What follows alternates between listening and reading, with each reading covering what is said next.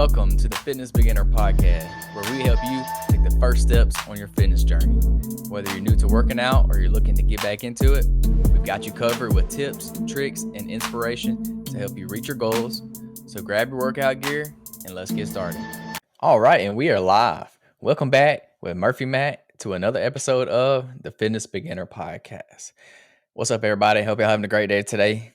When y'all hear this, y'all be listening to this podcast on Christmas. So I'm going to go ahead and pre-record this podcast episode so I can drop it on Christmas for y'all. And hopefully y'all's day is going good. Hopefully y'all got some good presents. Y'all looking forward to the new year. So yeah, today's actually Thursday. I'm recording this ahead of time. So if you're listening live, what up? Thanks for tuning in. Appreciate y'all. But I'll be out of town for Christmas. I'll be visiting some of my wife's family for Christmas. So had to go ahead and pre-record an episode so that we can still get on here and drop some value for y'all, because y'all already know New Year's is right around the corner. So y'all better get ready. Y'all better get your gears tuning, get them turning, because it's about to get real. And that's exactly what we're going to talk about in the podcast episode today.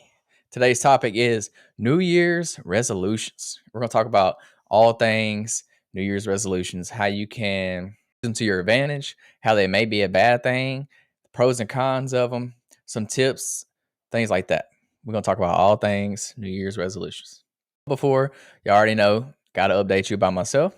Nothing new. Like I said, I'll be out of town for Christmas, so I'll be working out in a different gym, not in my home gym. Still doing my normal workouts. I am going to switch up my routine a little bit. So after my triathlon, I started breaking up my workouts.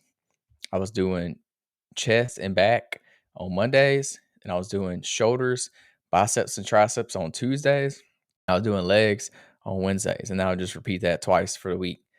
And I've been doing that for probably a month or so, or ever since the Ironman. So a little over a month now. But I don't know. I decided I don't really like it. I don't think it's optimal for what I do. I'm going to end up going back to push-pull legs, which is what I used to.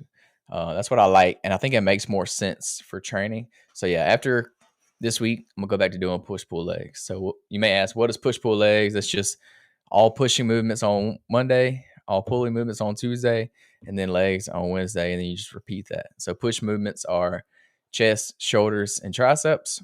Pull movements are your back and biceps. And I actually like to separate out my traps. So I say back, bis, and traps. But technically your traps are your back work or her back muscles. So I don't know. I just like to separate them because I like to work them differently than just including them in my back workouts. And then legs, obviously, all lower body. So your quads, hamstrings, calves, everything. So yeah, that's what I'm gonna go back to doing, because I don't know, I just like that better. So I'm gonna get back to that. I was trying to change things up so I wouldn't get stuck in the same routine. So I tried to do something different, but I think I'm gonna end up going back.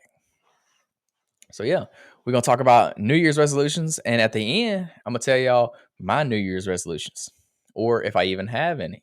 So y'all gotta stick around to the end to see. So first and foremost, segment number one is you gotta.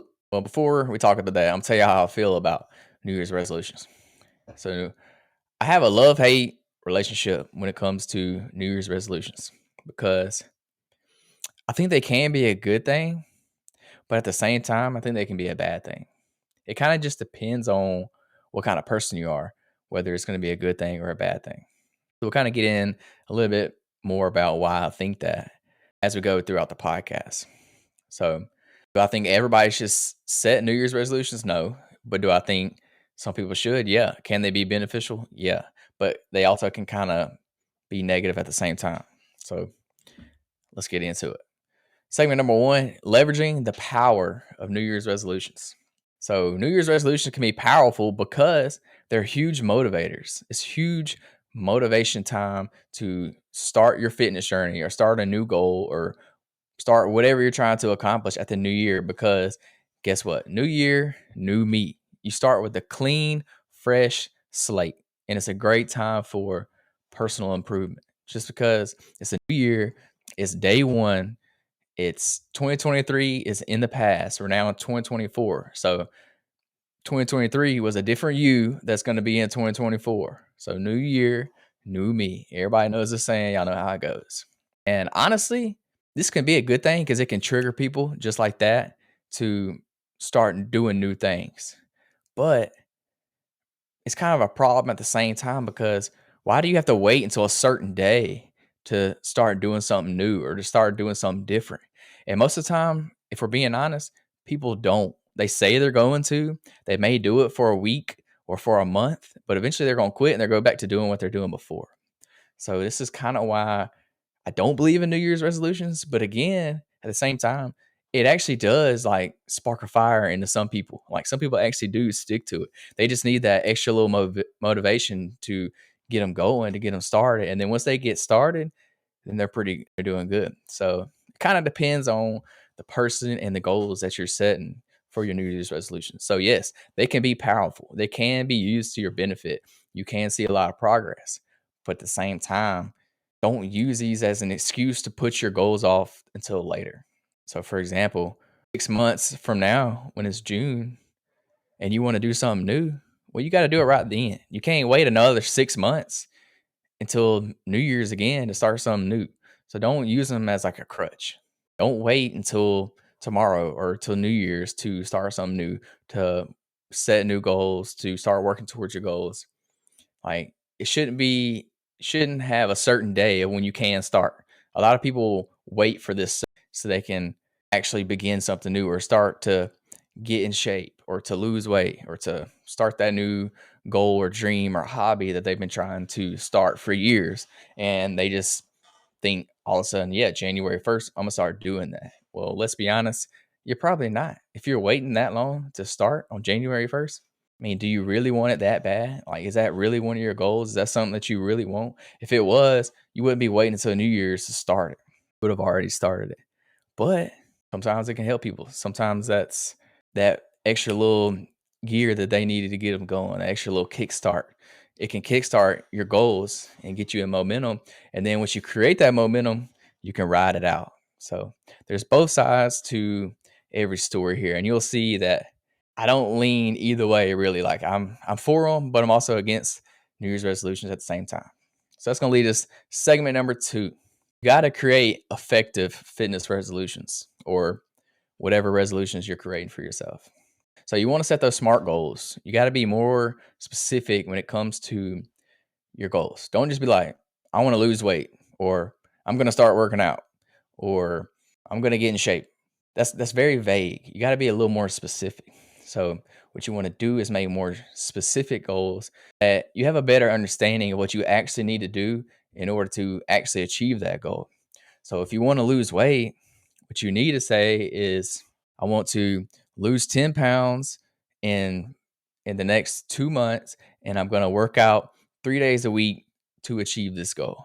So that's a lot more specific. It kind of gives you more details to build off of. It gives you a better picture, more clear, and gives you actionable steps. Or you could even say like 30 minutes a day for 5 days a week. So that's a lot more specific than just saying, I'm going to start walking. Like, no, you're not just going to start walking. You may walk for a week or 2 weeks, but you're not going to stick to that. So make a specific goal. Say, I want to walk every day or every other day when I get home from work. I'm going to go for it. And that's simple as that. So create SMART goals. Y'all hear me talk about SMART goals a lot. And if you haven't heard me, SMART stands for specific, measurable, achievable, relevant, and time bound. So your goals should have one of those factors for every single goal. You got to be specific. It's got to be something that you can measure. So like if your goal is weight loss, say you measure how much weight you've lost. It's got to be something achievable. So if you've never worked out in your life, I'm going to work out 7 days a week, because that's not really achievable. You're not going to work out 7 days a week. Or if you're just getting started on your fitness journey, don't make your goal to lose 100 pounds, because let's be honest, you've gone from 0 pounds. You're not just going to go to 100 pounds. You're not. Start with 10 pounds. And then relevant, obviously, make your goal relevant. If you're 120 pounds, don't make your goal, I want to lose weight, because let's be honest, you're only 120 pounds. You don't have any weight to lose. Or if you're 120 pounds and you want to squat 500 pounds, That's not relevant. Like, you're not going to squat 500 pounds. Let's just be honest here. And then the last one is time bound. Give yourself a time. Say, I want to lose 10 pounds in the next 30 days, or I want to bench press 225 in the next 90 days, or whatever. Give yourself a time. This makes it a lot more achievable when you get more specific with your goals. So, segment number 3, staying on track. Some tips for success. So, a great one for this is find yourself an accountability partner. Find yourself a gym buddy to hold yourself accountable. You can also hold them accountable, and then y'all can work together. This is the best way because you can kind of leverage each other to hit your own goals, especially if you're a competitive person. This is the best thing for you to do because y'all can literally create like little mini challenges between each other to see who's going to do better. And this is going to push y'all to keep achieving those goals. It gives you somebody to go to the gym with, somebody to work out with, somebody to compete against. I'm very competitive, so this works good for me because I can compare my results to your results, and then I always want to one up you. So I'm going to go a little bit harder. I'm going to do one more rep because I want to beat you that day. Another thing you can do is join a fitness class. Most gyms have fitness classes. They have an instructor in there that will tell you exactly what to do and how to do it. And there's other people in there with you. So you have that sense of community. You can get in there and the same people will be in there every week. So you can make friends and y'all can grind it out together. Some people say suffer in there together. And it just makes it a little more enjoyable, makes it less intimidating. You're not in there trying to do things on your own. You have somebody guiding you, doing it with you. And you can take your gym buddy to the fitness class with you. Another thing is use a fitness app. If you don't know what workouts to do, there's tons of fitness apps out there nowadays that will suggest workouts to you, or you can buy a fitness program, fitness plan, and it'll tell you exactly what workouts to do, what days of the week to do them on, things like that. It'll even give you a percentage range of how much weight you should be lifting and how many reps. Also, track your progress. And I suggest using these fitness apps to track your progress. Yeah, you can do it the old school way, writing it down with pen and paper. But let's be honest, it's about to be 2024. Who's carrying around pen and paper anymore? I know there's a few of y'all out there, but for the younger generation, we all using our smartphone for everything. So get a fitness app, track your progress, and this is a great indicator of how much progress you're actually making. When you see that you've made increases or made steps closer to your goal, this is going to motivate you. It's going to keep you wanting to go back because you see yourself improving. So that's a great motivator. At least for me, it is. When I see myself getting stronger or putting on some size, that pushes me even more to keep going because I'm like, oh, I'm actually achieving these goals I've set out for myself. I'm actually getting closer to my end goal. So the closer I get, the more dedicated I get to that goal because I know it's actually achievable. The end goal is near, it's in sight. So that pushes me a little more. And it should push you to track your progress using the fitness apps. So those are some tips on how to stay on track, how to be successful when it comes to hitting goals or whatever. You can apply these to whatever your goal is that you're trying to do. It may be a new career that you're trying to achieve or a new side job, something like that. Track your progress, find your accountability partner, and put yourself in that environment. So for fitness, join a fitness class. If it's you want to start a business, well, surround yourself with other business leaders, other business owners, entrepreneurs, things like that. Segment number 4, some pros and cons of New Year's resolutions. The pro of a New Year's resolution is it can increase your motivation. It can kind of give you a sense of purpose because like New Year, the purpose is to start whatever that goal that you have for yourself is. That's your purpose on January 1st. You're always going to tell yourself, this is the year. This is the year I'm going to get in shape. This is the year I'm going to lose weight. Or this is the year I'm going to get that promotion or I'm going to get that new job. This is the year. So there's a lot of motivation around January 1st, around New Year's. So this is why I could be a pro because, like I mentioned earlier, it can create that momentum. It can get you kickstarted on whatever it is you're trying to achieve, and then you can ride that momentum out. If you stick to it, if you keep going and you stick to your goals, it can be a pro. It can be a good thing. It can also improve your self-esteem. It can improve your confidence when you're achieving these fitness milestones. So when you lose that first 10, pounds, it's going to boost your self-esteem. You're going to feel good about yourself. You're going to have a more confidence in yourself because you know you're doing the things that you said you were going to do. And that's just a big confidence booster. And then also with the pros comes some cons. So the number one con that I see when it comes to fitness resolutions is everybody has this mindset of all in or all out, like all in or nothing. So why is this a bad thing? Because they'll go all in like January 1st, they're working out 5 days a week, going hard, eating right. And then guess what? February 1st rolls around, you miss a day at the gym, and then guess what? It gets you off track. Then you get all in your head, like, oh, this ain't for me. And then you just quit. Like you quit altogether. You don't even go back. Like you just stop. Like why cut it all the way out? You miss one day. Okay, you miss one day. Guess what? You can go back the next day, or you can go the next day. Like it's not that hard. Like if your schedule was to go 4 days a week and you missed one and you only made it 3 days a week that week, oh well. Next week, get right back on track. Go back to 4 days a week. It's if you can't beat yourself up about it. You're not going to be perfect every week, and it shouldn't be an all in or an all out mindset. It's all or nothing. There's going to be bumps in the road. There's going to be ups and downs. You're going to hit plateaus. You're going to have um you're going to have things that come up in your life. You're going to get sick. You're going to go on vacation. So you got to you got to roll with the punches, as people like to say. So don't set no unrealistic expectations for you because you're going to get discouraged when you don't hit those expectations. You can't. This comes back to setting those smart goals. They got to be realistic when you're setting these smart goals. All right, segment number 5. You want to integrate wellness, these new habits that you're creating, into your daily routine beyond January. So most people will stick to their New Year's resolution at least until January. So what can you do to continue those after January? So you gotta create these habits. Create habits so that you can do them for the long term, for your life, a lifetime. You gotta make lifestyle changes. So use the New Year's resolution point, but guess what? That's the starting point. That's where you start. That's middle. That's not the end. That's just the beginning. So you got to make that New Year's resolution of working out 3 days a week. You got to make that a lifestyle habit, a sustainable habit. So if your goal was to walk 5 days a week when you got home from work, make that a habit. Because if you don't, you're not going to keep doing it. You're not going to stick to it. Make it a non-negotiable.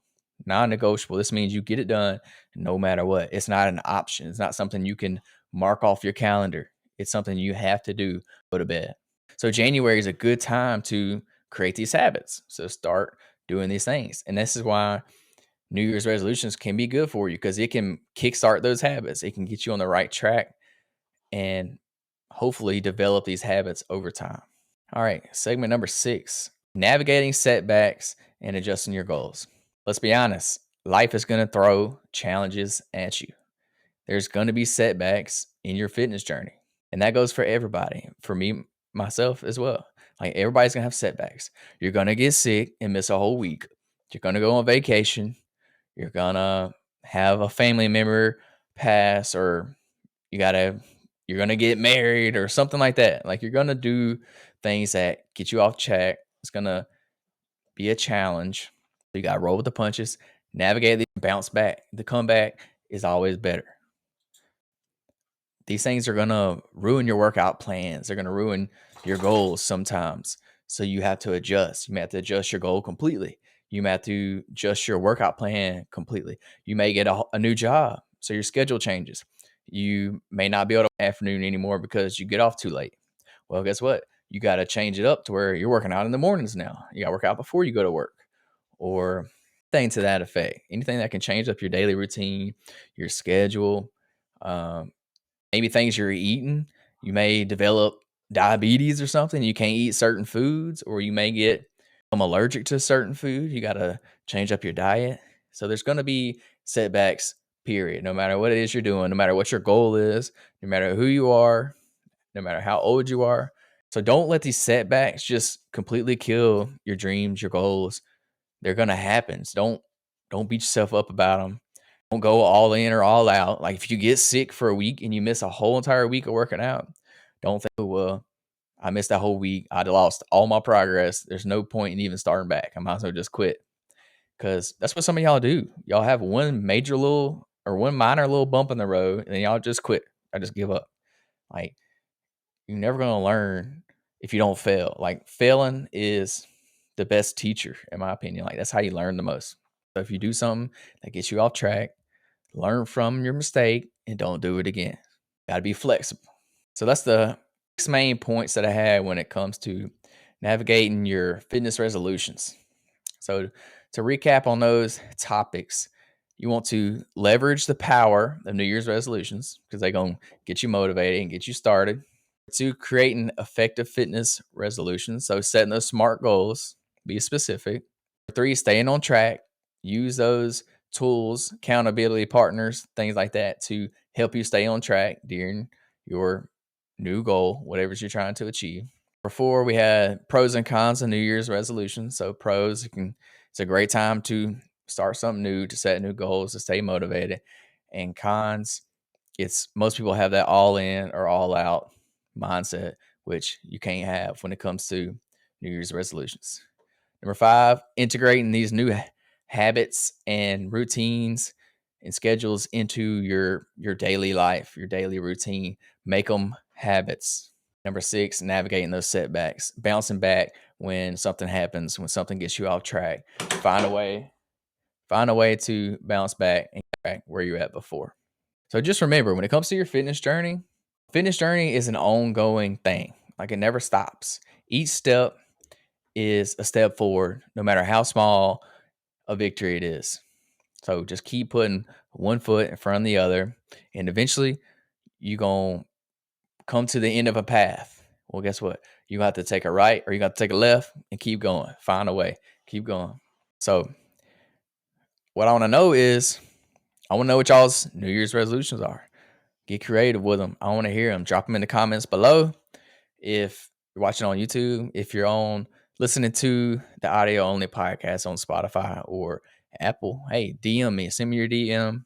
Tell me what your New Year's resolutions are. And if you have any questions, ask them. And I can kind of guide you on what the best way is to approach those goals, especially when it comes to fitness. So that's going to do it for the podcast today. It just hit me that this is the last podcast episode of 2023 because a week from today is New Year's Day. So, well, a week from when y'all are listening to this is New Year's Day. So this is the last podcast episode of 2023. Kind of sad.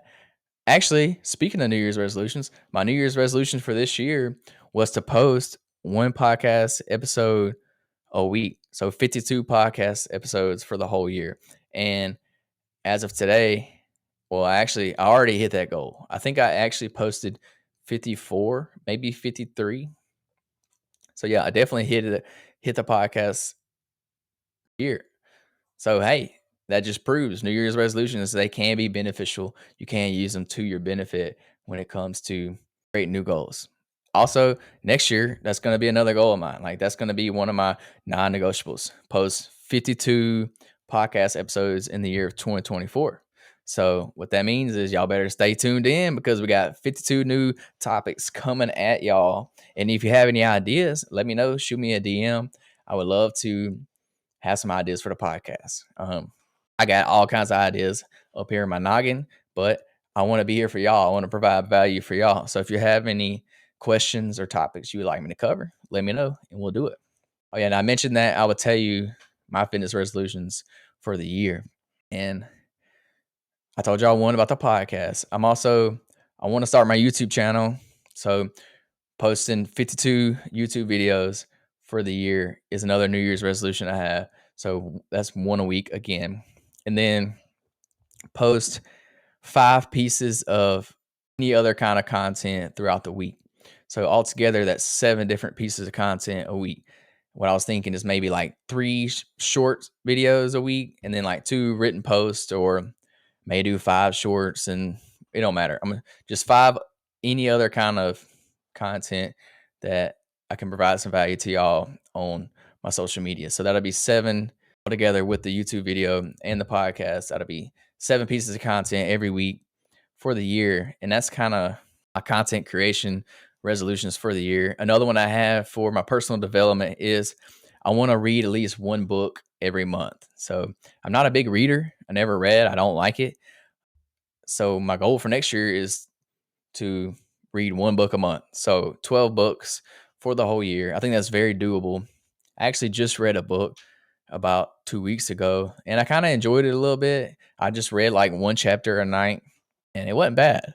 But they always say if you want to get smart, read books. So I'm gonna start taking their advice, read books, see if I like it. But yeah, that's gonna be another goal of mine for the year.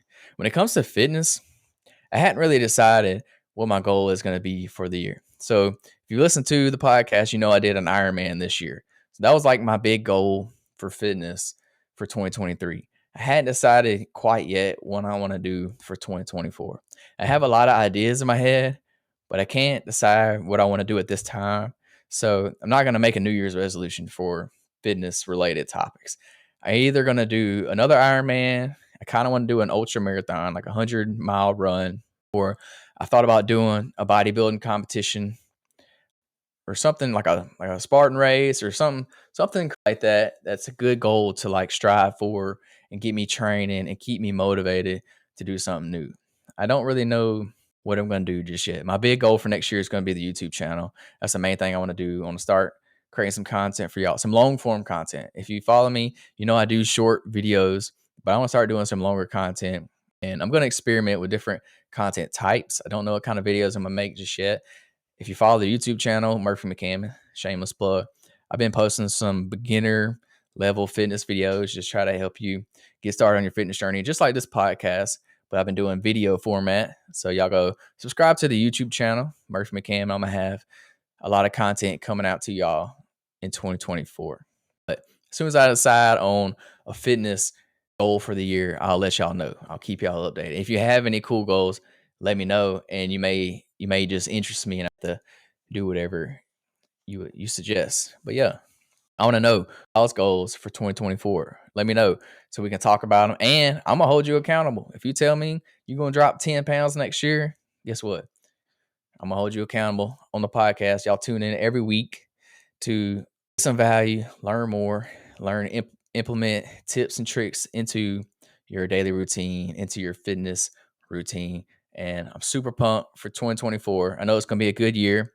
It's gonna bring many challenges, many obstacles, but it's gonna bring some great days, some good rewards, it's gonna be a year for growth for me because I got a lot of things in my mind that we're going to do. So it should be a great year for not only my content creation, but my relationships, my personal goals, mental health, my religion, things like that. So it's 2024. It's going to be a big year. Y'all stay tuned. I'm going to have lots of content coming out to y'all. But yeah, tune in. Next time y'all tune in, it'll be January 1st, New Year's Day. So I look forward to it. See y'all in 2024. Peace, love, protein. We out. Thanks for tuning in to the Fitness Beginner Podcast. We hope you found today's episode helpful and inspiring. Remember to always start small, set realistic goals, and most importantly, have fun. Don't forget to tune in next week for more tips and advice on how to kickstart your fitness journey. Until then, stay active and stay healthy.